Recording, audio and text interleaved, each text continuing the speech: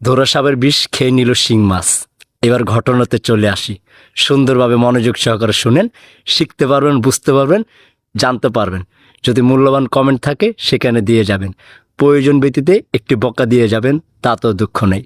শিং মাছ আর ধোরা সাপ খুব বন্ধুত্ব ছিল, খুব কাছের জিগারির বন্ধু।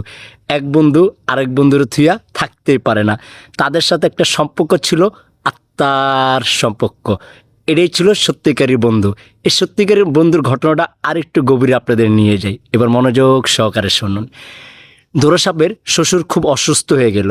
ধোরা সাপ যাবে তার শ্বশুরকে দেখতে, কিন্তু ধোরা সাপ চিন্তা করলো তার ভিতরে তো বিষ আছে, তাহলে বিষ নিয়ে যদি শ্বশুরের কাছে যায় তিনি হয়তো অসুস্থ হয়ে যেতে পারে।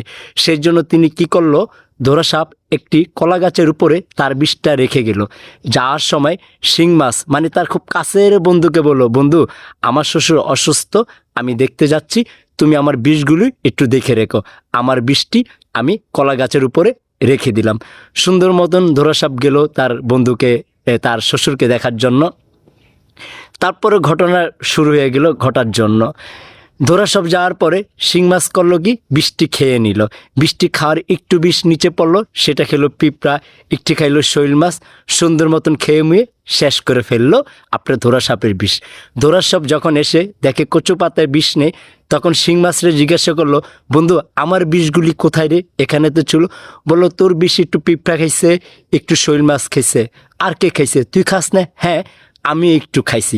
তাহলে বুঝে নেন বন্ধুর বিশ্বাস সম্পর্কটা কোথায় যেয়ে দাঁড়ালো। কারণে সিরাজুল্লাহ ক্ষতিগ্রস্ত হয়েছিল মির্জুফের কারণে। আমাদের সব বন্ধু কিন্তু বন্ধু না, প্রাকৃতিক বন্ধু বর্তমান বাজারে নাই বললে চলে। অতএব আমাদের আশেপাশে এরকম প্রচুর শিং মাছ আছে, প্রচুর শিং মাছ আছে। অতএব সাবধান হয়ে আমাদের চলাফেরা করতে হবে।